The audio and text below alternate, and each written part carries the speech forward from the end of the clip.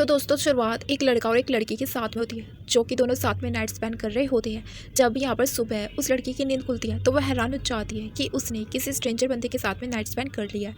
वो तुरंत ही अपने कपड़े और जूते लेकर यहाँ से भाग जाती है और फिर वो अपने मैनेजर से मिलती है और ये लड़की का नाम होता है रूहान दोस्तों। और रूहान की मैनेजर उससे कहती है कि आज ही हम दोनों को वापस जाना था और ये तुमने क्या कर बैठो, और वैसे क्या तुम जानते भी हो कि वो कौन इंसान है जिसके साथ तुमने नाइट स्पेंड किया है। तो रूहान कहती है कि मैं तो तुमसे इतनी जल्दी में मिलने के लिए आ गई कि मैं तो उसका चेहरा तक नहीं देख पाई। रूहान की मैनेजर पूछती है कि क्या वो बंदा जानता है कि तुम कौन हो। तो फिर रूहान कहती है शायद से वो भी नहीं जानता होगा क्योंकि शायद कल रात रूम में अंधेरा था और हम दोनों ने एक दूसरे को देखा तक नहीं था। तो रूहान की मैनेजर कहती है कि फिर तो मुझे अब उस बंदे से मिलना ही पड़ेगा और उससे बात कर सारी प्रॉब्लम सॉल्व करनी पड़ेगी कि वो इस बारे में किसी को ना बताए, नहीं तो फिर तुम्हारा जो करियर है वो बर्बाद हो जाएगा। ऐसा बोलकर मैनेजर यहाँ से चली जाती है। तो फिर यहाँ पर फूजू का असिस्टेंट उसे पूछ रहा होता है कि बॉस आप कहाँ पर हैं। तो वो बताता है कि मैं तो रूम में ही हूँ। तो फिर असिस्टेंट बताता है कि बॉस मैं पहले से रूम में मौजूद हूँ और आपका इंतजार कर रहा हूँ। तो फूजू हैरान हो जाता है और वो रूम से बाहर निकलकर रूम नंबर देखता है तो उसे याद आ जाता है कल रात को वो नशे में था और वो गलती से गलत रूम के अंदर एंटर हो गया था। फिर इतने में असिस्टेंट उसके रूम से बाहर निकल रहा होता है और फिर पूछता है वो अपने बॉस को देखकर कि आखिर आप बाजू वाले रूम से कैसे बाहर निकल रहे हैं और आपको पता है कि आपके रूम में से मिस वो बाहर निकल के गई थी। फिर यहाँ पर फूजू को याद आने लग जाता है कल रात को कि वो अपने बिजनेस डील साइन कराने के लिए आया था और मिस वो के साथ था और उसी ने यहाँ पर उसकी ड्रिंक्स के अंदर ड्रग्स मिला दिए थे, ऐसा वो समझ जाता है। और फिर वो अपने असिस्टेंट को ऑर्डर दे देता है कि उसे ढूंढो और उसे बैन कर दो। फिर तभी रूहान की मैनेजर ये सुन लेती है और उससे लगता है कि वो रूहान को बैन करने की बातें कर रहा है, इसलिए वो जल्दी से भाग जाती है और फूजू अपने असिस्टेंट को यहाँ पर पता करने के लिए बोल देता है कि इस रूम में कौन था वो पता करो। फिर इसके बाद में हम देखते हैं असिस्टेंट यहाँ पर कार लेकर आ जाता है फूजू को लेकर जाने के लिए और वहाँ से वो बताने लगता है कि बॉस मिस वो के डैड का कॉल आया था और वो हमें मना रहे थे कि हम उनके साथ इतने टाइम से बिजनेस कर रहे हैं तो हम उनके साथ ऐसा ना करें, तो फिर वो इसकी गलती को माफ़ कर देना ही चाहिए और उन्हें बैन ना करे। तो फिर यहाँ पर फूजू तो नहीं मान रहा होता है और कह देता है मैंने एक बार कह दिया ना।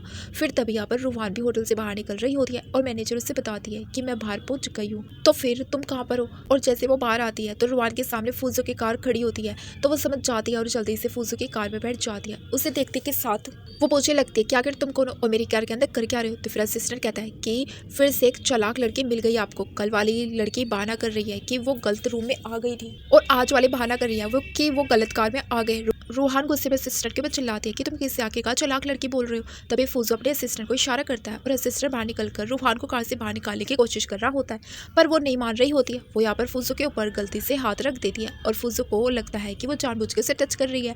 फिर वो उसका हाथ पकड़ के उससे दूर करने की कोशिश करता है तो तभी वो उसकी इयररिंग देख लेता है, नोटिस करता है, उसे याद आ जाता है कि उसने सेम इयररिंग उसे अपने रूम में दिखी थी। पर तभी इतने में यहाँ पर रूहान की मैनेजर आ जाती है और वो जल्दी से यहाँ पर फूजू की कार से बाहर रूहान को निकाल देती है और उसे सॉरी भी करने लग जाती है। यहाँ पर रूहान को समझाती है वो कि देखो तुम उस जैसे पर्सन से दूर रहो और मन में सोचते हैं कि अच्छा हुआ मिस्टर फूजू ने यहाँ पर रूहान को पहचाना नहीं, हमें उससे जितनी दूरी बनाए रखनी होगी उतना ही बेहतर होगा।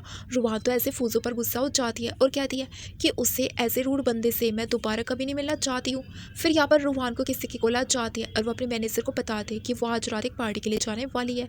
फिर असिस्टेंट यहाँ पर फूजू को बताता है कि सर किसी ने होटल के CCTV फुटेज को डिलीट कर दिया, इसीलिए उस लड़की के बारे में पता नहीं चल रहा है कि उस रूम नंबर 888 में कौन थी। तो फिर फूजू अपने असिस्टेंट को इयरिंग दिखाकर उसी लड़की को के बारे में पता करने के लिए बोल देता है और फिर इसके बाद फूजू अपने फ्रेंड शाओ के साथ एक पार्टी में आया होता है और यहाँ पर शाओ भी इससे पूछता है कि तू इतने सालों बाद अब्रोड से वापस आ गया और फाइनली तूने अपनी फैमिली बिजनेस को संभालना स्टार्ट भी कर दिया, तो बता तू अब अपने यंग फियोंसे से कब शादी करने वाला है। फूजू उसे बकवास करने के लिए मना कर रहा होता है तो शाओ कहता है कि अब तू इस बात को सीक्रेट नहीं रख सकता है। लास्ट टाइम जब मैं तेरे घर पर आया था ना तो मैंने तेरी ग्रैंड मॉम से सुन लिया था कि तेरी शादी रूहान के साथ फिक्स है और वैसे बाकी सभी को तो इस बारे में पता भी नहीं है। उन्हें तो लगता है कि बस रूहान की फैमिली और तेरी फैमिली के बीच में शादी फिक्स है, तो सभी को यही लग रहा होगा कि तेरी नेफ्यू निस के साथ में ही रूहान की शादी होने वाली है और वो दोनों कपल है, इसलिए तो अब वापस आ गया है ना, तुझे जाकर अपने उस फियोंसे से मिलना चाहिए एक दफ़ा। तो फिर फूसू कहता है कि रहने दे, सीजिन और रूहान वैसे भी सेम एज के हैं तो वे एक दूसरे के लिए ज़्यादा परफेक्ट रहेंगे। तो इसका दोस्त कहता है लेकिन जो 30 एज वाले मैन होते हैं वो भी बहुत ही ज़्यादा अच्छे होते हैं, केयरिंग होते हैं, तो फूजू और बेटर पार्टनर बन सकते हैं। तो फिर फूजू यहाँ पर अपने फ्रेंड शाओ को गुस्से में देखने लग जाता है तो फिर वो चुप हो जाता है और फिर फूजू को यहाँ पर रूहान नजर आ जाती है तो वो उसे तुरंत ही याद करने लग जाता है और सोचता है कि ये भी यहाँ पर आई हुई है। रूहान अपने फ्रेंड के साथ में यहाँ पर बात कर रही होती है तभी वो नोटिस कर लेती है कि उसने सिर्फ एक ही इयरिंग पहना हुआ है तो वो उससे कहती है कि तुम इतनी फेमस स्टार होने के बावजूद भी एक ही ईयरिंग क्यों क्यों पहन रखी हो? ऐसे ही एक ईयरिंग नहीं पहनना चाहिए तुम्हें, नहीं तो लोग सोचेंगे कि तुम गरीब हो और मुझे बुरा लगेगा। और मुझे ये भी पूरा यकीन है कि तुम एक दिन बहुत ही फेमस सुपरस्टार बन जाओगी। तभी यहाँ पर सिजना चाहता है, जो कि रूहान का एक्स बॉयफ्रेंड था, और वो अपने साथ रूहान की स्टेप सिस्टर यू को भी लेकर आया होता है। और ये दोनों मिलकर यहाँ पर रूहान को बातें सुनाते हुए उसका मजाक उड़ाने लग जाते हैं। तभी रूहान सिजन से कह देती है कि तुम भूलो मत कि सबसे पहले तुमने मुझे चेस किया था। फिर सिजन भी याद करने लग जाता है कि कैसे उसने खुद ही रूहान को अपनी गर्लफ्रेंड बनने के लिए प्रपोज किया था। फिर वो इसके बारे में गिल्टी फील करने लग जाता है। तो रूहान की स्टेप सिस्टर यू ये देखकर सोचती है कि मैंने इतनी मुश्किलों से तो इसे फंसाया और मैं इसे अब अपने हाथ से ऐसे कैसे आसानी से जाने दे सकती हूँ। फिर ये खुद ही रूहान के पास जाकर कहने लग जाती है, सिस्टर मुझे माफ़ कर दो, मैं तुम दोनों के बीच कभी नहीं आना चाहती थी। और फिर खुद ही यहाँ पर उसका हाथ पकड़ के अपने हाथ को टच कराने लग जाती है और गिरने का नाटक करती है। रूहान के ऊपर इल्ज़ाम लगाती है झूठा और कहती है, सिस्टर तुम मुझे ऐसे कैसे धकेल सकती हो। फिर यहाँ पर सीजन से वो बातें करने लग जाती है कि लगता है मेरी सिस्टर अभी तक मुझे माफ़ नहीं कर पाई है। तो सीजन तो रूहान के ऊपर चिल्लाने लग जाता है कि आगे मुझे तुम जैसी लड़की से प्यार कैसे हुआ। तो ये सुनते के साथ तो रूहान की दोस्त तो बहुत ही ज़्यादा गुस्से में आ जाती है और वो इसके ऊपर चिल्लाने लग जाती है। तो फिर सीजन रूहान की फ्रेंड के साथ झगड़ा करने लग जाता है। तो रूहान गुस्से में उसके ऊपर ड्रिंक फेंकने जाती है, पर तभी यहाँ पर फूजी आ जाता है और ये ड्रिंक सीधा उसके ऊपर गिर जाती है। और ये देखकर सीजन गुस्से में रूहान के ऊपर हाथ उठाने वाला था, पर फूजू यहाँ पर जल्दी से उसका हाथ पकड़कर रोक देता है। फिर रूहान जल्दी से फूजू का कपड़ा साफ करने लग जाती है और फिर यहाँ पर वो सॉरी करने लग जाती है और कहती है, देखो मैंने जानबूझकर नहीं किया। तब सीजन यहाँ पर फूजू को अंकल कहने लग जाता है। तो रूहान को पता लगता है कि अच्छा तो ये इसका अंकल है। फूजू को देखकर तो सभी लोग बातें कर रहे होते हैं कि ये तो मिस्टर फूजू है, जो कि अब्रोड से अभी रिसेंटली वापस आया। और रूहान तो बहुत ही ज़्यादा ही ब्रेव लड़की निकली, जो कि इसने इससे पंगा ले लिया। फिर यहाँ पर फूजू जाने लगता है और रूहान से भी कहता है कि तुम्हें मेरे साथ चलो। फिर यहाँ पर सीजन रूहान से कहने लग जाता है, तुमने मेरे अंकल को गुस्सा दिला दिया, आप जाओ जाकर उनका गुस्सा झेलो, वो तुम्हें छोड़ेंगे नहीं। और यू भी कह देती है कि हमारे पेरेंट्स मिस्टर फूजू के साथ बिजनेस करना चाहते हैं, इसलिए तुम उन्हें गुस्सा नहीं दिला सकते हो, इसलिए तुम्हें जाना पड़ेगा। फिर यहाँ पर रूहान रूम में आ जाती है और फूजू को ढूंढने लग जाती है और इतने पे वो वॉशरूम से बाहर निकल आ जाता है टॉवल पहनकर। ये देखकर तो यहाँ पर वो बहुत ही ज़्यादा शाय फील करने लग जाती है और फेस दूसरी तरफ घुमा लेती है और कहती है, सॉरी मिस्टर फूजू, मेरी वजह से आपकी ड्रेस ख़राब होगी, आप फिक्र मत करें, मैं कल आपके लिए न्यू ड्रेस लेकर आ जाऊँगी। ऐसा बोलकर वो जा रही होती है तो ये जल्दी से उसका हाथ पकड़ के रोकता है और फिर उसका कान टच करने लग जाता है। तो ये कहती है कि आप ये क्या कर रहे हैं। तो फूजू कहता है कि तुम्हारा ईयरिंग कहाँ पर है। तो फिर ये याद करती है कि इसकी दोस्त ने उससे वो ईयरिंग निकालने के लिए बोला था, क्योंकि अगर ईयरिंग पहनकर उसे कोई भी देखेगा तो फिर उसे वो करीबी समझेगा और उसकी इमेज खराब हो जाएगी। फिर इतने भी यहाँ पर फूजू रूम में आ जाता है और फूजू को उसका कपड़ा देने के लिए, फिर यहाँ पर जो उसका दोस्त था वो रूम में आ जाता है फूजू को उसके कपड़े देने के लिए और वो इन दोनों को साथ में देख लेता है और कहता है, अरे अरे मैं तो गलत टाइम पर आ गया हूँ, तुम लोग अपना कंटिन्यू रखो, मैं चला जाता हूँ, थोड़ी देर बाद में आ जाऊँगा। और मैंने कुछ भी नहीं देखा। तो फूजू अपने दोस्त को रोकता है और कहता है कि लाओ मेरे कपड़े दो। तो फिर ये कहता है कि जब रूहान यहाँ पर थी तो फिर तुमने मुझसे क्यों बुलाया कपड़े लेकर, इससे भी तो कपड़े मंगवा सकते थे ना। तो ये सुनते के साथ तो फूजू शौक हो जाता है कि क्या ये रूहान है।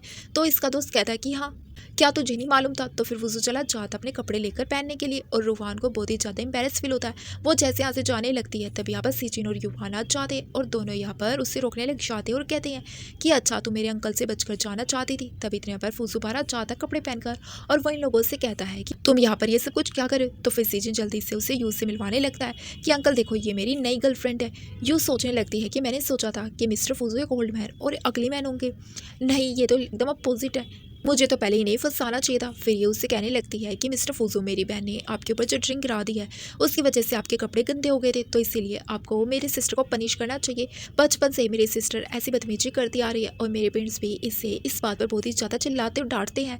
तो फूजू कहता है कि तुम बिल्कुल सही कह रही हो, मुझे भी बदतमीज लोग पसंद नहीं है। फिर वो अपने गार्ड्स को बुलाता है और कहता है इस लड़की को बाहर फेंक दो।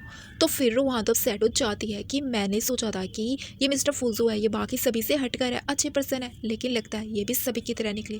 फिर गार्ड्स यहाँ पर यू को बाहर चलने के लिए बोल रहे होते हैं। तो यू कहती है अरे गार्ड्स आपको शायद गलत फैमिली हो गया, मिस्टर फूजू ने रूहान को निकालने के लिए बोला ना कि मुझे।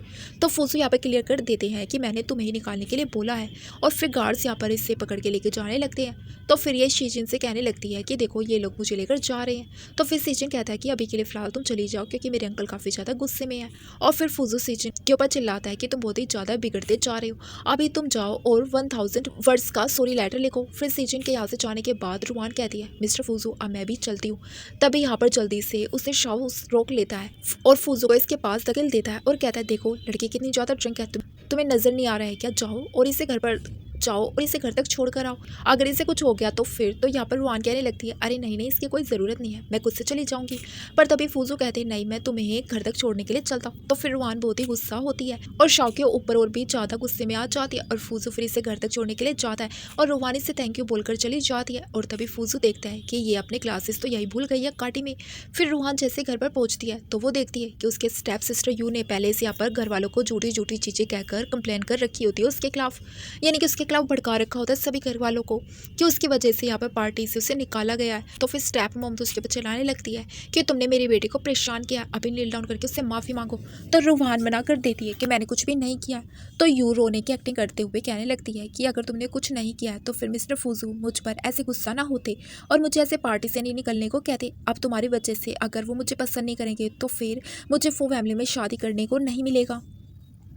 ये सुनते के साथ तो यहाँ पर रुहान के डैड तो गुस्से में आ जाते हैं कि रुहान ने फूजू से पंगा कैसे ले लिया और उसके साथ तो ये लोग बिजनेस डील करने वाले थे और अब कैसे करेंगे वो उनके साथ बिजनेस डील को। वो उसके ऊपर हाथ उठाने जा रहे होते हैं पर तभी इतने में यहाँ पर फूजू आ जाता है और वो उनका हाथ पकड़ के रोक देता है। तो रुहान के डैड हैरान हो जाते हैं और पूछने लगते हैं मिस्टर फूजू आप यहाँ पर कैसे आए? तो फिर वो कहता है कि अगर मैं यहाँ पर नहीं आता तो फिर मैं इतना अच्छा शो कैसे देख पाता। तो फिर रुहान के डैड तुरंत ही कहने लगते हैं कि ये सब हमारी बेटी रुहान की वजह से हुआ, उसकी गलती है, हम तो बस यहाँ पर उसे बस एजुकेट करना चाहते हैं और फिर यहाँ पर सबक सिखाना चाहते हैं। और फिर यहाँ पर स्टेपमो भी कहने लगती है कि हाँ रुहान यूज से बहुत ही ज़्यादा जेलस फील करती है इसीलिए वो उसके ऊपर झूठे इल्ज़ाम लगा रही है और ज़रूर रुहान ने यहाँ पर आपको यू के बारे में कुछ कहा होगा, इनके आपके कान भरती होंगे, उसकी बुराई की होगी। फिर यू जल्दी से जाकर फूजू का हाथ पकड़ के कहने लगती है कि आप मेरी बात तो सुने। तो ये इसे अपने आप को छुड़ाते हुए कह देता है कि रुहान ने मुझे इसके बारे में कुछ भी नहीं बोला है बल्कि मुझे खुद ही इसे यू का बिहेवियर पसंद नहीं आया था। फिर फूजू यहाँ पर रुहान को उसके सनग्लासेस वापस कर देता है। तो वो सोचती है कि ये इतना बुरा भी नहीं है जितना मैं सोचती थी। फूजू के जाने के बाद रुहान भी अपने डैड को गुस्से में देखकर घर से बाहर निकल जाती है और जल्दी से फूजू के साथ ही उसकी कार में आकर बैठ जाती है और कहने लगती है मिस्टर फूजू आपने मेरी फैमिली सिचुएशन देखी है ना, मैं यहाँ पर कैसे रह सकती हूँ। ऐसा बोलकर वो रोने की एक्टिंग करने लग जाती है। तो ये कहता है कि क्लियर करो अपने शब्दों को और बताओ मैं तुम्हारे लिए क्या कर सकता हूँ। तो फिर ये कहते हैं मिस्टर फूजू मैं चाहती हूँ कि आप मुझे एक होटल रूम में लेकर चलो और वहाँ मुझे एक रूम दिला दो। ये सुनकर फूजू तो हैरान हो जाता है और रुहान बताने लगती है कि मेरे सारे पैसे और डॉक्यूमेंट्स मेरे मैनेजर के पास है तो इसीलिए अभी आप मेरी मदद कर दो और बाद में मैं अपने मैनेजर से कॉन्टैक्ट करूँगी तो फिर मैं आपको परेशान नहीं करने वाली हूँ। तो फिर फूजू कहता है अच्छा तो तुम चाहती हो कि मैं तुम्हारे लिए एक होटल रूम बुक कर दूँ, देखो अगली बार कुछ भी कहने से पहले अपना ब्रेन एक बार ज़रूर इस्तेमाल कर लेना। फिर फूजू रुहान के साथ उसके होटल रूम में आ जाता है और पूछता है कि क्या मैं तुम्हारा वॉशरूम यूज़ कर सकता हूँ। तो फिर वो तो हाँ कर देती है कि ऑफकोर्स कर लो। फिर वो जैसे वॉशरूम जाता है तभी मैनेजर यहाँ पर आती है और रुहान से कहती है कि फिर से तुम्हारे मॉम डैड ने तुम्हें घर से बाहर निकाल दिया। तो ये कहती है पूछो मत, मैं तुम्हें बाद में बताती हूँ। और फिर मैनेजर इसकी आईडी वगैरह देने लग जाती है और पूछती है वैसे तुम्हारे पास तो आईडी नहीं थी ना, तो फिर तुमने यहाँ पर होटल रूम कैसे बुक कर लिया। तो रुहान बताती है कि आज मैं जिस गलत कार में बैठी थी ना उससे कार ओनर ने मेरी मदद की है और मेरे लिए रूम भी बुक कर दिया है। तो फिर मैनेजर हैरान हो जाती है और कहती है मैंने बोला था ना कि तुम मुझसे दूर रहो, फिर भी यहाँ पर तुम मुझसे कैसे मिल गई। तो रुहान अब सेट होकर कहती है तुम्हें क्या ही बताऊँ मैं यार, तुम्हें पता है कि सोचिन का जो अंकल है ना वो यहाँ पर वही है। ये सुनकर तो मैनेजर हैरान हो जाती है। तो रुहान कहती है कि तुम इतना अपसेट मत हो, वो बाहर से बहुत ही ज़्यादा कूल दिखता है लेकिन वो बहुत ही बुरा नहीं है, एक अच्छा बंदा है जिसने मेरी मदद की है। फिर मैनेजर इसे सब बताने वाली थी कि जिसके साथ ने उसने होटल में नाइट स्पेंड की थी वो कोई और नहीं बल्कि वही था। पर नाम बताने से पहले यहाँ पर फूजू बाहर आ जाता है तो ये जल्दी से खांसने की एक्टिंग करते हुए आगे नहीं बोल पाती है और फिर फूजू यहाँ से जाने लगता है। तो रुहान उससे थैंक यू बोल देती है और फिर उसके चाहते यहाँ पर रुहान के मैनेजर से पूछने लगती है कि आखिर तुम दोनों का रिलेशन इतना ज़्यादा क्लोज कैसे हो गया कि उसने तुम्हें होटल रूम तक बुक करके दे दिया है। सुबह तो वो तुम्हारे साथ इतना कोल्ड था नहीं और उसने तो यहाँ पर तुम्हें बहुत ही बदतमीजी से अपनी कार से बाहर भी फेंक दिया था। तो रुहान अपनी मैनेजर को पूरी स्टोरी सुनाने लगती है कि उन दोनों के बीच में क्या क्या हुआ और कैसे यहाँ तक बात पहुँच गई। और फिर वो अपने मैनेजर से फूजू की तारीफ भी कर दिया और बता दिया उसने तो कहा है कि वो मेरी सीचिन से बचने में भी मदद करेगा।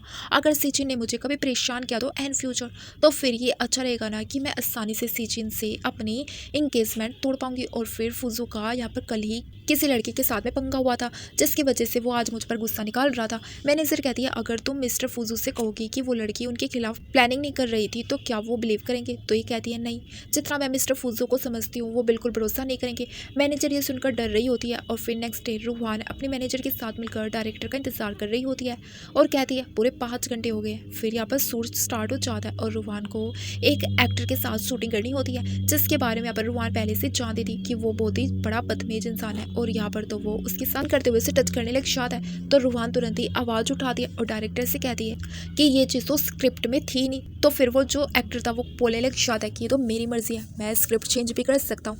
तभी यू डायरेक्टर से कहने लगती है कि इससे तो बिल्कुल एक्टिंग करना नहीं आता है, आप कहो तो मैं कर देती हूँ। तो फिर डायरेक्टर भी यहाँ पर रूहान के ऊपर चिल्लाते हैं कि अगर तुम नहीं कर सकती हो तो फिर तुम्हारी जगह तुम्हारी बहन यूँ कर देगी।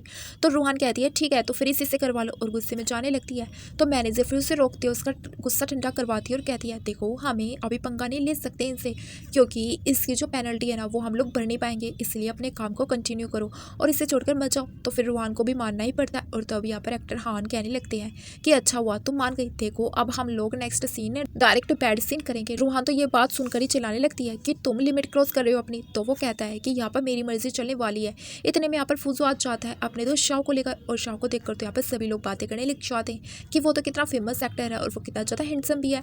शाह कहता है कि वैसे तो मेरे पास पहले से काम है और मैं बहुत ही बिजी हूँ, लेकिन ये रोल एक डोमिनेटिंग बॉस का है तो मुझे लगता है कि मेरी फ्रेंड यानी कि फुजू ये रोल अच्छे से निभा पाएंगे। ये सुनकर तो यूँ तो जेलस हो जाती है कि आखिर ऐसे कैसे ये मिस्टर फुजू को सेड्यूस करेगी। फिर ये जल्दी से फुजू के पास जाकर कहने लगती है कि आपका टाइम तो बहुत ही ज़्यादा प्रेशियस होगा ना, आपके पास थोड़ी ना ये फालतू एक्टिंग वगैरह करने के लिए टाइम होगा। तभी इतने में फुजू जल्दी से रूहान को अपने पास आया है और कहता है कि मैं एक्टिंग करूँगा। तो रूहान तो हैरान हो जाती है कि सच में मेरे साथ एक्टिंग करने के लिए तैयार है। और फिर फुजू तो स्क्रिप्ट देखने के साथ ही तुरंत कह देता है कि मुझे याद हो गई स्क्रिप्ट और फिर वो रूहान के साथ एक्टिंग शुरू कर देता है और इस सीन में रूहान को उसे थप्पड़ भी लगाना होता है। तो रूहान हैरान होती है कि वो इतनी ज़्यादा अच्छी एक्टिंग कर रहा है कि उसने थप्पड़ भी अच्छे से खा लिया। फिर जैसे यहाँ पर शूटिंग कंप्लीट हो जाती है सभी लोग तारीफ करने लग जाते हैं फुजू ने कितनी अच्छे से एक्टिंग की है। और फिर रूहान यहाँ पर फुजू से कहती है सॉरी मैंने तुम्हें जानबूझ के थप्पड़ नहीं मारा, वो तो एक्टिंग का हिस्सा था, चलो मैं तुम्हें मेडिसिन लगा देती हूँ। फिर वो उसके साथ उसे लेकर चली जाती है। तभी यहाँ पर यू इन दोनों को रूम में जाते हुए देख लेती है, उनके पीछे जाने लगती है, लेकिन जल्दी से यहाँ पर शाउस को रोक देता है और कहता है अच्छा होगा कि तुम उन दोनों को डिस्टर्ब ना ही करो। ऐसा बोलकर वो दरवाज़ा बंद कर देता है और यू तो यहाँ पर जेलस भी हो रही होती है और साथ में गुस्से में भी आ रही होती है। और यहाँ पर हम देखते हैं रूहान फुजू को मेडिसिन लगाते हुए खुश हो रही होती है और सोच रही होती है मुझे पता नहीं था कि ये इतना ज़्यादा अच्छा बंदा निकलेगा, मुझे तो लगा था कि ये गुस्सा हो जाएगा और वैसे ये बहुत ही ज़्यादा गुड लुकिंग भी है। तभी फुजू को रूहान को देखते हुए उसी रात के बारे में याद आ रहा होता है। वो सोचता है कि लड़की हमेशा मुझे जानी पहचानी फीलिंग देती है। तभी फुजू का दोस्त शाओ चुपके से इन दोनों की यहाँ पर फोटोज क्लिक कर लेता है और दोनों उसे देखते रह जाते हैं। फिर फुजू अपने दोस्त से उसका फ़ोन लेकर फोटो देखने लगता है। तो फिर ये कहता है कि वो तेरी ग्रैंड माँ तुझे मिस कर रही थी ना, तो बस मैं तो उन्हें भेज रहा था। तभी ग्रैंड मॉम का मैसेज आ जाता है और वो शाओ को थैंक्स कह रही होती है कि उसने इन दोनों को मिलवा दिया। शाओ फुजू से कहने लगता है कि मैंने ग्रैंड माँ को तुझे भेजा नहीं है, आखिर तो मेरा दोस्त है, मैं उनसे पैसे थोड़ी ले सकता हूँ इस बात के। तभी ग्रैंड मॉम यहाँ पर 3 मिलियन ट्रांसफ़र कर देती है और फिर फुजू ये सब भी देख लेता है और ग्रैंड माँ मैसेज करती है कि तुम बहुत ही ज़्यादा अच्छा काम कर रहे हो, गुड जॉब, लगे रहो, आगे भी ऐसे ही करते रहना। फिर यहाँ पर जो फुजू था वो तो शाओ से कहता है कि तू तो बहुत ही बड़ा धोखेबाज निकला यार। तो शाओ कहता है कि मैं कोई धोखेबाज नहीं, उल्टा तुम दोनों का मैच मेकर हूँ और वैसे मैं तेरी ग्रैंड मॉम के ऑर्डर को कैसे मना कर सकता था, चलो तुम दोनों अपना कंटिन्यू रखो, मैं यहाँ से जा दो। तो फिर तो यहाँ पर रूहान से रोकती है और कहती है तुम दोनों ने आज मेरी काफ़ी बड़ी मदद की है, तो चलो मेरी तरफ से यहाँ पर तो फिर मैं तुम लोगों को डिनर पे इनवाइट करना चाहती हूँ। यहाँ पर जो फुजू था वो तो मना करने लग जाता है और कहता है नहीं इसकी कोई ज़रूरत नहीं है। लेकिन यहाँ पर शाओ था जो कहता है कि अरे नहीं ज़रूरत कैसे नहीं है, ज़रूरत है, मुझे तो काफ़ी ज़्यादा भूख लगी है। फिर ये लोग रेस्टोरेंट पहुँच जाते हैं और शाओ यहाँ पर रूहान को ईयरिंग्स देता है और कहता है कि ये तुम्हारे दोस्त ने मुझे तुम्हें देने के लिए बोला था, ये उससे तुम्हारा ईयरिंग की तरह दिखता है। तो फिर ये से ईयरिंग मिल गया तो फिर उसने खरीद लिया था। रूहान बहुत ही ज़्यादा खुश हो जाती है कि ये मेरे फेवरेट ईयरिंग थी जो मैंने गलती से अब्रोड में घुमा दी थी। फुजू ये सुनकर हैरान हो जाता है कि तुमने इसे अब्रोड में घुमा दिया था। तो फिर यहाँ पर शाओ कहता है कि अरे तू इतना हैरान क्यों रहा है, लड़कियों के लिए सिर्फ नॉर्मल सी बात है ज्वेलरीज वगैरह को इधर उधर बुला देना। फिर ये लोग यहाँ पर जब खाना ऑर्डर करने लग जाते तो शाओ और यहाँ पर रूहान वेटर्स को कुछ चीज़ों के लिए मना कर रहे होते हैं जिससे उन्हें एलर्जी होती है। और ये तभी दोनों ही सेम टाइम पर सेम चीज़ों के लिए मना कर रहे होते हैं और कहने लगते हैं कि कितना बड़ा कोइंसिडेंस है ना। फिर इतने वहाँ पर रूहान को उसके डैड की कॉल आ जाती है और वह इससे कोई होटल में आने के लिए बोल रहे होते हैं। तो रूहान को अपने डैड की बात माननी पड़ती है और उन लोगों से कहती है वो कि मेरे को ज़रूरी काम है, ऐसा बोलकर वहाँ से चली जाती है। और शाओ यहाँ पर फूसाओ से कहता है कि ज़रूर उसके मॉम डैड उसे परेशान कर रहे होंगे। तो फिर फूजू इस बात को सुनते के साथ ही याद करता है कि लास्ट टाइम कैसे उसके डैड उसके ऊपर हाथ उठाने जा रहे थे, वो तो तुरंत उसने आकर रोक दिया था, इसलिए वो भी वहाँ से तुरंत ही भाग जाता है। दूसरी तरफ रूहान जैसे यहाँ पर होटल पहुँचती है तो उसे पता लगता है कि उसके डैड ने यहाँ पर किसी मिस्टर जैक को बुलाया हुआ होता है और उसकी कंपनी के साथ कॉन्ट्रैक्ट करने के लिए उन्होंने उसे रूहान को देने का प्रॉमिस कर लिया होता है। रूहान साफ मना कर देती है कि वो किसी मिस्टर जैक से शादी नहीं करने वाली है और उसके साथ हरगिज़ नहीं जाएगी। तभी यहाँ पर जो लोग थे वो इसे बहाने से रोक लेते हैं वे और उसके ड्रिंक्स में ड्रग्स मिलाकर पिला देते हैं, जिसके बाद रूहान को नशा चढ़ने लग जाता है। फिर यहाँ पर मिस्टर जैक तो रूहान के पीछे पड़ जाते, पर तभी फूजू यहाँ पर एंड टाइम पर आकर उस बंदे को लात मार देता है और फिर रूहान को बचा के रूम में लेकर आ जाता है। रूहान तो इतने ज़्यादा नशे में होती है कि वो तो फूजू से कहने लगती है कि तुम मुझे छोड़कर कहीं मत जाओ और प्लीज़ मुझे बचा लो। तो ये तो इससे कहता है कि होश में आओ, मैं अभी डॉक्टर को लेकर आता हूँ। तभी रूहान नहीं मान रही होती है और वो उसे किस करने लग जाती है। तो फिर ये जल्दी से उसे दूर करता है और अपनी टाई निकाल कर उसके हाथ बांध देता है। दूसरी तरफ यहाँ पर रूहान के डैडी यहाँ पर खुश हो रहे होते हैं कि अब उन लोगों ने रूहान को मिस्टर जैक को दे दिया है तो अब इन्हें अच्छे खासे पैसे मिल जाएंगे। पर तभी मिस्टर जैक आकर इन लोगों के ऊपर चिल्लाते हैं कि रूहान तो उनसे पीछा छुड़ाकर भाग गई और फिर वो कहते हैं कि तुम्हारी दूसरी बेटी भी तो है ना, मैं इसे अपने साथ लेकर चलता हूँ। फिर नेक्स्ट मॉर्निंग जैसे ही रूहान की नींद खुलती है वो चिल्लाने लगती है कि तुम कौन हो और तुमने मुझे यहाँ पर बांध के क्यों रखा हुआ है। फिर देखती है कि ये तो मिस्टर फूजू है, तो फिर वो कहने लगती है कि तुम मेरा फ़ायदा उठाने की कोशिश कर रहे थे। तो फिर यहाँ पर मिस्टर फूजू बताते हैं कि फ़ायदा मैं नहीं बल्कि तुम मेरा उठा रही थी और तुम भूल कैसे सकती हो, कल तुमने एक तो मेरे कपड़े तक फाड़ दिए और मुझे फोर्सफुली किस भी किया और तुम मुझसे डरो मत, अगर मुझे कुछ करना होता तुम्हारा फ़ायदा उठाना होता तो मैं आज के दिन का इंतजार बिल्कुल नहीं करता। तो ये कहती है फिर तो तुम सच में बहुत ही ज़्यादा अच्छे पर्सन हो और उससे थैंक्स बोलकर जल्दी से वहाँ से भाग जाती है। लेकिन वो कहता है मैं कोई इतना अच्छा इंसान नहीं हूँ जितना यहाँ पर रूहान तुम समझ रही हो। फिर रूहान जब बाहर होती है तो उसके डैडी उससे कॉल करके उससे कह देती है कि तुम मिस्टर जैक को सॉरी बोलोगी, तो ये मना कर देती है कि मैं नहीं बोलने वाली हूँ। तो फिर उसके डैड बताते हैं कि अभी उनकी कंपनी की सिचुएशन अच्छी नहीं चल रही है और उन्हें 80 मिलियन की ज़रूरत है और अगर वो नहीं सॉरी बोलेगी तो फिर वो पैसे उससे भरने पड़ेंगे क्योंकि उन्होंने उसे इतने सालों से पाला है। तो फिर उसके ऊपर पैसे का भी कितना ज़्यादा खर्चा किया उन्होंने। रूहान कहती है पहली बात तो ये कि मैंने आपको पहले ही बहुत सारे पैसे दे दिए, यहाँ पर 80 मिलियन की बात है ना तो मैं वो भी आपको दे दूंगी। लेकिन फिर रूहान यहाँ पर अपने मैनेजर को कॉल लगाती है और पूछती है क्या मेरे लिए यहाँ पर कोई नया काम आया है, तो मेरे लिए ज़्यादा से ज़्यादा काम ढूंढने में मेरी मदद करो। तो फिर मैनेजर बताती है कि एक वेराइटी शो का ऑफर आया है और ये जो शो है ना ये फू ग्रुप कंपनी में रिकॉर्ड होगा और उस शो में यहाँ पर फूजू भी रहेंगे, तो क्या तुम इसके बारे में सोचना चाहती हो या फिर मना करना चाहती हो। तो फिर यहाँ पर रूहान कहती है अरे नहीं नहीं इस काम के लिए मैं तैयार हूँ। फिर हम देखते हैं यहाँ पर फूजू का असिस्टेंट आकर इससे इस बारे में बताता है कि कल से कंपनी के आर्टिस्ट यहाँ पर शो करने के लिए आने वाले हैं, वो हैंडल करना चाहते हैं कि कौन से आर्टिस्ट कौन से डिपार्टमेंट में रहेंगे या फिर पहले से जो डिसाइड है उसमें ही रहने देना चाहिए, कुछ चेंज ना करे जाए। तो फिर ये कहता है कि रूहान कौन से डिपार्टमेंट में, तो असिस्टेंट बताता है कि वो डिज़ाइनिंग डिपार्टमेंट में है। फूजू कह देता है कि ठीक है फिर उससे मेरी सेक्रेटरी बना दो। फिर असिस्टेंट हैरान हो जाता है और कहता है बॉस ठीक है मैं समझ गया। फिर यहाँ पर रूहान जब यहाँ पर कंपनी में आती है तो असिस्टेंट उससे काम वगैरह बता रहा होता है। तो रूहान पूछती है कि मेरा वैसे काम क्या होगा, तो ये बताता है कि आप प्रेसिडेंट की सेक्रेटरी होंगी। तो फिर यूँ भी यहाँ पर इस कंपनी में काम करने आई होती है और वो रूहान को देखकर पूछती है कि तुम यहाँ पर कैसे आई, क्या कर रहे हो तुम यहाँ पर। तो असिस्टेंट बताने लगता है कि यहाँ पर जो मिस्टर रूहान है वो यहाँ पर वैरायटी शो के लिए आई हुई है और वो अब प्रेसिडेंट की सेक्रेटरी है। तो ये सुनते के साथ यहाँ पर यूँ गुस्से में होने लग जाती है और जेलस में भी कि सेक्रेटरी तो मुझे बनना चाहिए था। तो असिस्टेंट कहता है कि ये प्रेसिडेंट ने खुद ही डिसाइड किया है। तो फिर ये कहती ठीक है तो मैं खुद ही जाकर यहाँ पर प्रेसिडेंट से बात कर लेती हूँ। तो असिस्टेंट मना कर देता है कि प्रेसिडेंट को कोई भी यहाँ पर आउटसाइडर अपने ऑफिस में पसंद नहीं है। तो फिर ये फाइनली रूहान और कहता है कि तुम जाकर बॉस को दे दो। तो रूहान कहती है कि नहीं मेरी सिस्टर यूँ चली जाएगी और मन में सोचती है कि मुझे उससे अभी इतनी जल्दी फेस नहीं करना है, वैसे भी मैं बहुत ही ज़्यादा एम्बेरस फील कर रही हूँ। तो फिर असिस्टेंट कहता है कि ठीक है फिर मैं ही जाकर बॉस को ये फाइल दे देता हूँ और वो वहाँ से चला जाता है। फिर यहाँ पर यू रूहान से कहने लगती है कि तुमने जानबूझ के मेरी बेइज्जती की है ना। तो रूहान कहती है कि मैं तुम्हारी तरह बिल्कुल नहीं हूँ जो ये सारी हरकतें करती फिरूँ। और फिर वो अपने काम करने बैठ जाती है और यू को यहाँ पर गुस्सा आ रहा होता है कि मुझे आए हुए यहाँ पर कितने सारे दिन हो गए, तो प्रेसिडेंट की सेक्रेटरी तो यहाँ पर मुझे बनना चाहिए था और ये तो अभी आई है और इसे इतनी जल्दी मौका कैसे मिल गया। फिर यू यहाँ पर रूहान को सबक सिखाने के लिए उसके पास एक कॉन्ट्रैक्ट लेकर आ जाती है और उसे बताती है कि ये प्रोजेक्ट के पेपर्स है जो कि अब तुम्हें इनके इंचार्ज हो तो फिर तुम्हें यहाँ पर इसके ऊपर साइन करने पड़ेंगे। तो रूहान भी यहाँ पर इस पर साइन कर देती है और ये यहाँ पर जो यूथ होती है खुश होने लग जाती है कि ये तो मिस्टर जैक के कॉन्ट्रैक्ट पेपर्स हैं कि ये अब उनकी पर्सन है।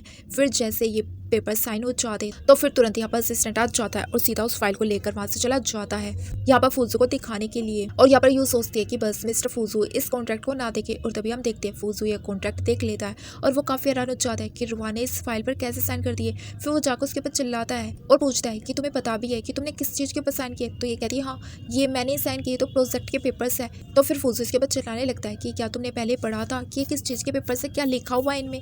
रुहान कहते हैं कि तुम मुझे सही से बताओगे, मुझे समझ में नहीं आ रहा है कि तुम क्या कहना चाहते हो। फिर यहाँ पर फूजू नहीं बताता है और कॉन्ट्रैक्ट पेपर्स को फाड़ कर चला जाता है। तो रुहान असिस्टेंट से कहती है कि क्या ये पागल हो गया है। फूजू यहाँ पर अपने ऑफिस में आने के बाद में सोचता है कि वो बिना पढ़े कैसे कॉन्ट्रैक्ट पर साइन कर सकती है। मुझे इसे अभी सिखाना होगा, नहीं तो आगे चलकर ये फिर से कोई ऐसा काम कर सकती है जिससे ये मुसीबत में पड़ जाएगी। तो फिर वो फूजू यहाँ पर रुहान को कॉल करके उससे अपने लिए कॉफ़ी लाने के लिए बोलता है। और फिर जब वो कॉफ़ी लेकर आती है तो उसमें वो कमियां निकालने लग जाता है। फिर वो वापस से लेकर आती है तो फिर वो वापस से कमी निकालता है। ऐसे ही 3-4 चक्कर उसके लग जाते हैं और रुहान फिर बहुत ही ज़्यादा गुस्से में हो जाती है और असिस्टेंट से कहती है कि अब तुम ही उसे कॉफ़ी देकर आओ।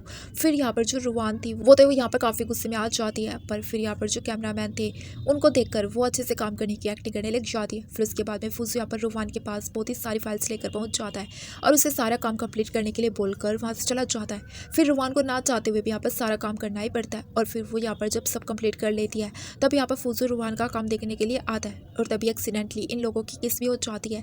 तो असिस्टेंट भी देखकर हैरान हो जाता है और कैमरामैन के पास जाकर कहता है कि इन सबको मत रिकॉर्ड करो। तो फिर रुहान जल्दी से अपना मुंह साफ करने लग जाती है। तो फिर फूजू कहता है क्या तुम मुझ पर भरोसा नहीं करती हो या तुम मुझे पसंद नहीं करती हो जो ऐसा कर रही हो। क्या तुम भूल गई हो कि पिछली बार जो तुमने मुझे बाइट की थी। तो फिर जल्दी से इसके मुंह पर हाथ रखने लग जाती है और चुप का इशारा करती है। तो फिर असिस्टेंट तो काफ़ी खुश होने लग जाते कि मेरा बॉस तो बहुत ही ज़्यादा कमाल के निकले। फिर असिस्टेंट तो कोई काम का बहाना करके यहाँ पर सभी एम्प्लॉयज़ को बाहर लेकर चला जाता है। फिर फूजू और यहाँ पर रुहान को एक और काम देने लग जाता है और कहता है क्या तुम्हें कंपनी के कुछ काम भी करना आता है या फिर नहीं आता। तो इसके बच्चे आने लगती है कि हाँ मुझे कुछ भी नहीं आता और मेरे मॉम डैड ने भी बस मुझे एक टोली बनाकर रख दिया है और अब तुम ये जानकर खुश होना कि ये इस जल्दी से रोकने लग जाता है। और रुहान कहती है कि तुम मुझे जानबूझ के परेशान करने के लिए सब कुछ कर रहे हो ना। तो फिर ये इसे पीछा छुड़ाने के लिए इसके हाथ पर अपने दांत से काटने लग जाती है। तभी रुहान की मैनेजर यहाँ पर पहुंच जाती है और वो ये देखकर डरने लग जाती है और रुहान से कहती है कि अभी से छोड़ दो, इनसे माफ़ कर दो। रुहान नहीं मान रही होती तो फिर फूजू के ऊपर चिल्लाने लग जाती है। तो फिर फूजू इनसे बताता है कि मैंने तुम्हें बार बार कॉफ़ी बनाने के लिए बोला था ना और तुम्हें इतने सारे फाइल्स के काम भी कंप्लीट करने के लिए बोले थे। तो तुम्हें लग रहा है कि मैंने तुम्हें ये सब कुछ परेशान करने के लिए बोला है। मैंने इसीलिए बोला था क्योंकि तुमने जो कॉन्ट्रैक्ट पर साइन किए थे ना उसकी वजह से तुम प्रॉब्लम में फंस सकती थी। तो ये कहती है तुम्हारे कहने का क्या ही मतलब है। तो फिर ये इससे कॉन्ट्रैक्ट के बारे में बताने लग जाता है कि जिस पर तुमने साइन की है ना तो वो डस्टबिन में पड़े पेपर्स उठाकर उन्हें रीड करने लग जाती है जिससे उसे अब समझ में आ जाता है कि ये तो कॉन्ट्रैक्ट था जो कि मिस्टर जैन के लिए काम करने का था। रुहान इसके ऊपर चलाने लगती है कि अच्छा तो सिर्फ इस रीजन की वजह से तुमने यहाँ पर मुझे परेशान किया है। वो तो यहाँ पर सॉरी कहता है कि मैंने तुम्हें गलत समझा था, पर रुहान इसकी सॉरी नहीं लेती है और अपने मैनेजर के साथ में वहाँ से चली जाती है।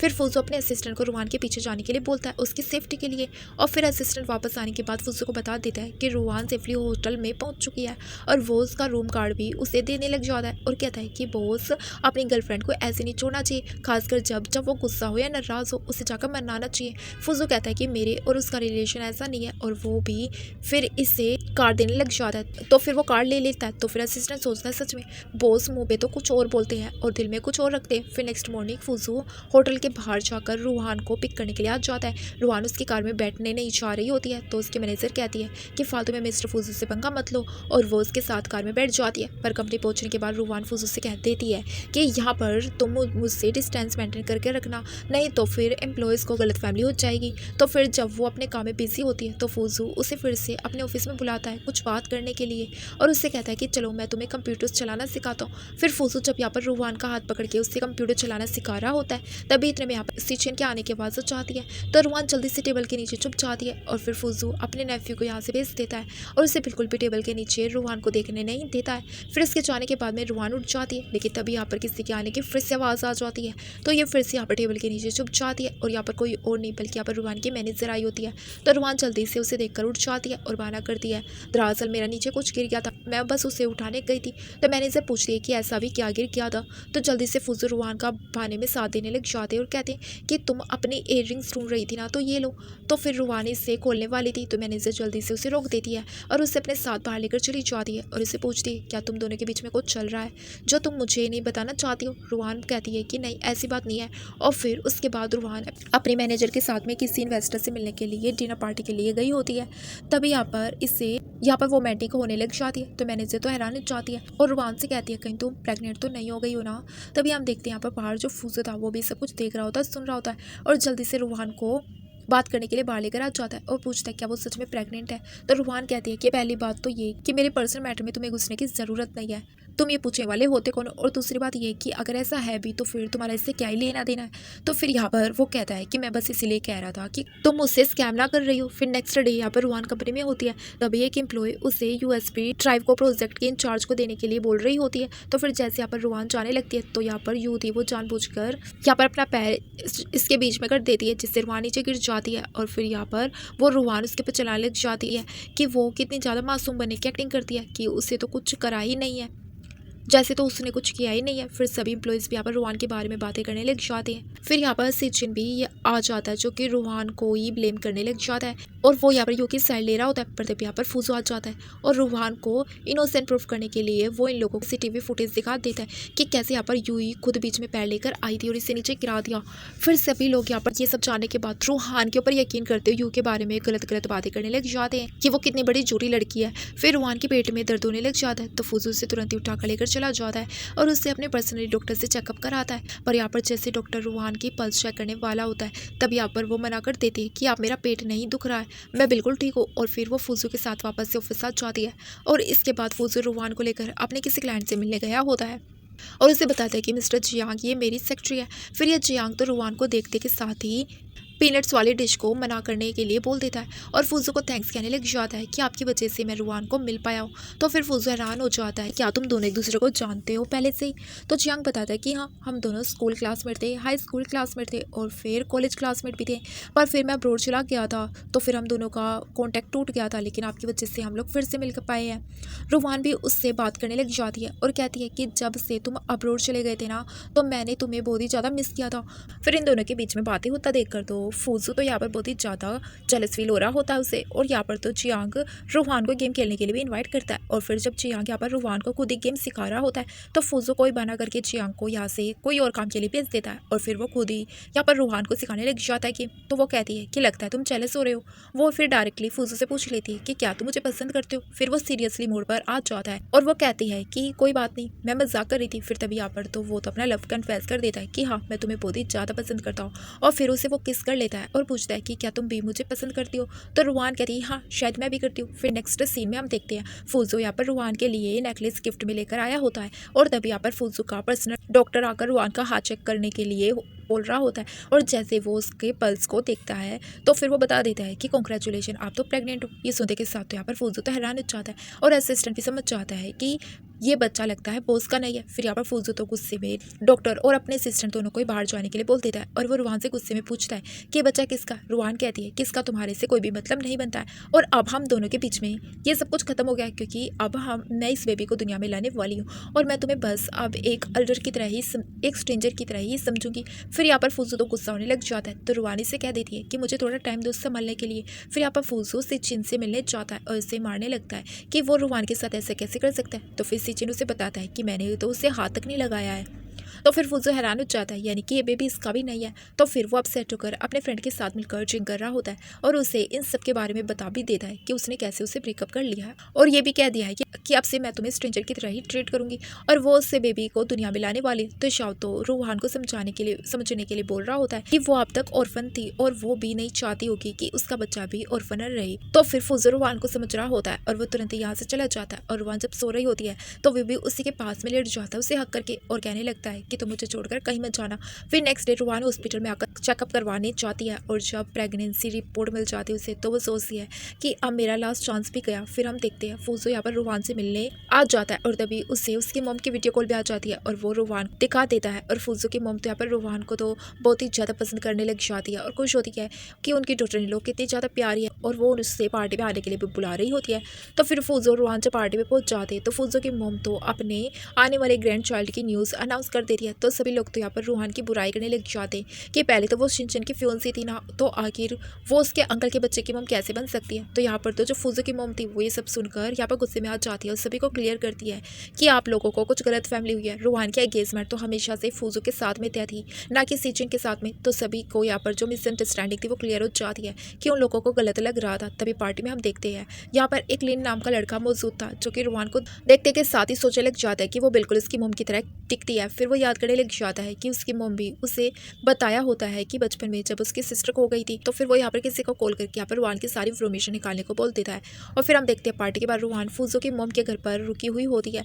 तभी जब वो रात में किचन में पानी पीने जाती है तो फूजो भी यहाँ पर आ जाता है और वो उससे बातें करने लगता है। फिर यहाँ पर वो तो किस करने के लिए जैसे उसके नज़दीक बढ़ता है तब यहाँ पर फूजो की मोम आकर उसके पर चिल्लाती है कि अब वो उसके बेबी की मोम बनने वाली है तो उससे थोड़ा फासला मेंटेन करके रखे। और वो यहाँ से रूहान को लेकर अपने साथ चली जाती है। फिर नेक्स्ट मॉर्निंग जब रूहान की नींद खुलती है तो उसके मैनेजर भी उससे कॉल करके पूछती है कि आखिर तो फूजो के साथ शादी कब करने वाली हो, वैसे भी अच्छा रहेगा, तुम्हें भी थोड़ा सा टाइम मिल जाएगा रेस्ट करने का, तुम्हें छुट्टी मिल जाएगी। तो यहाँ पर तो जो रूहान थी वो बहुत ही ज़्यादा अपसेट हो जाती है और वो अपने मैनेजर से कह देती है कि मैं कोई फूजो से शादी नहीं करने वाली हूँ क्योंकि ये बेबी उसका है ही नहीं, तो फिर मैं उसे चीट कैसे कर सकती हूँ। तो मैनेजर कहती है कि फिर किसका है। तो रूहान बताती है कि 2 महीने पहले मैंने जिस बंदे के साथ भी होटल में नाइट स्पेंड की थी ना उसका है।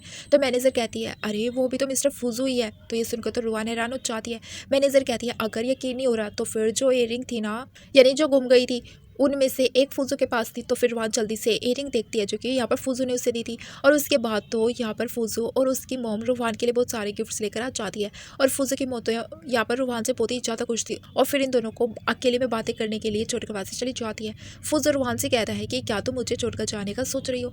तो ये कहती है कि क्या तुम चाहते हो कि मैं तुम्हें छोड़कर जाऊँ। तो फूजो कहता है कि बिल्कुल नहीं, और तुम किसी भी चीज़ की फिक्र मत करना, मैं इस बेबी को अपना ही बेबी मानूंगा। रूहान कहती है अच्छा तुम इस बेबी को अपना कैसे मानोगे। तो फिर ये कहता है जब मैं अब इस बेबी की मॉम से प्यार करता हूँ तो फिर इस बेबी से भी तो कर ही सकता हूँ ना प्यार। फिर रूहान खुश हो जाती है और फूजो को इयरिंग दिखाकर बता देती है कि इस बेबी का डैडी वही है। इयरिंग देखते के साथ तो यहाँ पर फूजो भी समझ जाता है और वो तो बहुत ही ज़्यादा खुश हो जाता है। और फिर रूहान बहुत ही ज़्यादा खुश होती है और उसने सोचे भी नहीं था कि यहाँ पर जो फूजो था वो इतना अच्छा इंसान निकलेगा। फिर वो उसको उसकी गाल पे किस करने लग जाती है। और इसके बाद में तो हम देखते हैं यहाँ पर फूजो स्टडी रूम में काम कर रहा होता है। तब यहाँ पर रियान आकर उसकी आंखें बंद कर देती है और पूछती है बताओ मैं कौन हूँ। तो फिर वो अलग अलग पर्सन के नाम लेने लग जाता है। तो ये कहती नहीं मैं वो भी नहीं हूँ। तो फिर ये कहता है कि फिर तो लगता है ये मेरी वाइफ होगी। तो रूहान इसकी आंखें खोल देती है और कहती है अभी मैं तुम्हारी वाइफ बनी नहीं हूँ, अभी बनने वाली हूँ। फिर यहाँ पर तो वो दोनों ही मस्ती करने लग जाते और उसके बाद में दोनों ही शॉपिंग पर चले जाते हैं। फिर साथ में जब ये रेस्टोरेंट में बैठे होते तब यहाँ पर शावाद जाता है और वो फूजो से पूछता है कि ये क्या चल रहा है, तुम उस लड़की को एक्सेप्ट कर रहे हो जबकि वो किसी और की बेबी के साथ में प्रेग्नेंट है, यानी कि किसी और की बेबी की मॉम बनने वाली है। तो फूजो से बता देता है कि ये बेबी किसी और का नहीं बल्कि मेरा ही है। तो फिर शाव तो खुश हो जाता है और फिर इसके बाद में शाव जब अपने भाई से मिलने जाता है यानी कि ली से, तो उसे पता लगता है कि उन लोगों की खोई हुई बहन मिल चुकी है। तो फिर वो जैसे रूहान का फोटो देखता है तो हैरान हो जाता है कि रूहान उसकी सिस्टर है। तो ली कहता है लेकिन हम अपनी बहन को ऐसे नहीं डाल सकते क्योंकि वो किसी पावरफुल बंदे के साथ में जो कितनी आसानी से उसे छोड़ेगा नहीं। तो शाव अपने भाई ली को समझाता है कि फूजो तो असल में उन लोगों की सिस्टर रूहान को बहुत ही ज़्यादा पसंद करता है और वो उसका ख्याल भी रखेगा। अब यहाँ पर तो हम सीजन को देखते हैं जो कि अब बहुत ही ज़्यादा अपसेट हो जाता है और वो यहाँ पर रूहान की शादी उसके साथ नहीं बल्कि उसके अंकल के साथ हो रही है। तो वो उसकी आंटी बन जाएगी। तो इस वजह से तो वो काफ़ी ज़्यादा अपसेट हो जाता है और काफ़ी ड्रिंक कर लेता है और रूहान की स्टेप सिस्टर यू के साथ में ब्रेकअप कर लेता है और वो सिर्फ रूहान को याद कर रहा होता है। और फिर रूहान अपने मैनेजर के साथ होती है और तभी यहाँ पर रूहान से मिलने के लिए उनके दोनों भाई ली और शावाद जाते हैं और वो लोगों से बता दे रहे हैं कि वो लोग असल में उसके रियल भाई है और उन लोगों के पास डीएनए टेस्ट के रिजल्ट्स भी हैं। रूहान काफ़ी हैरान हो जाती है तो वो कहते हैं कि शायद याद करो हमारी कितनी सारी सिमिलरिटीज़ है। तो रूहान याद करने लग जाती है कि रेस्टोरेंट पे भी हम दोनों ने सेम चीज़ के लिए इनकार किया था कि उन खाने से हमें एलर्जीज है या फिर हमें वो चीज़ें पसंद नहीं है। रूहान का तो बड़ा भाई ली उसे बता देता है कि वो लोग कितने टाइम से उसे ढूंढ रहे थे, फाइनली अब जाकर वो उन्हें मिली है। तो वो लोग बहुत ही ज़्यादा खुश है और वो लोग रूहान को बताते हैं कि जब उन लोगों की मोम यंग थी तो वो बिल्कुल तुम्हारी जैसे दिखा करती थी।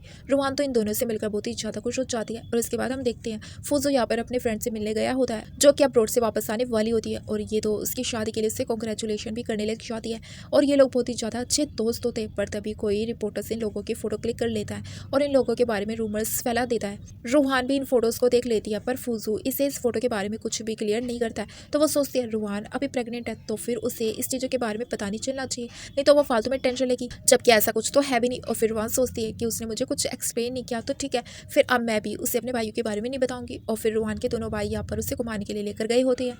तब यहाँ पर रूहान ली के साथ घूम रही होती है। तो फूजू जब उसे ऐसे देख लेता है और फूजू तो यहाँ पे इतनी ज़्यादा जेलस फील करने लग जाता है कि वो तो ली को आकर सीधा एक पंची लगा देता है। तो रूहान उससे झगड़ा करने से रोकती है। तो फिर फूजू को पता लगता है कि ली तो असल में उसका भाई है। फिर वो अपने फ्रेंड के साथ मिलकर इन लोगों के घर पर आ जाता है और रूहान और उसके भाई से माफ़ी मांगता है और कहता है कि उसे मिसअंडरस्टैंडिंग हो गई थी। फूजू की फ्रेंड लिली को तो यहाँ पर रूहान का बड़ा भाई ली बहुत ही ज़्यादा पसंद आ जाता है और वो उसे सब एक्सप्लेन करती है कि वो बस फूजू की एक अच्छी दोस्त है और कुछ भी नहीं। और फिर यहाँ पर लिली फूजू से कहती है कि तुम फिक्र मत करो, मैं तुम्हारी मदद करूंगी तुम लोगों की प्रॉब्लम सोल्व करने में। और फिर हम देखते हैं फूजू रात में चुपके से रूहान के घर पर आ जाता है उससे मिलने के लिए और वो डायरेक्टली उसी के रूम में आ जाता है और वो तो पहले से यहाँ पर उसे भगाने लगती है पर फूजू नहीं मानता और उसे मना ही लेता आखिरकार। फिर नेक्स्ट मॉर्निंग दोनों ही यहाँ पर बात कर रहे होते हैं और तभी रूहान के दोनों भाई आकर इन दोनों को एक साथ में खुशी से बातें करते हुए देख लेते हैं। शाओ कहता है कि भाई देख लो, हमारी सिस्टर है ना जो वो फूजू के साथ में बहुत ही ज़्यादा खुश है, इसलिए अब आप भी अपना गुस्सा छोड़ दो और मान जाओ। फिर हम देखते हैं यहाँ पर सभी लोग एक पार्टी में आए होते हैं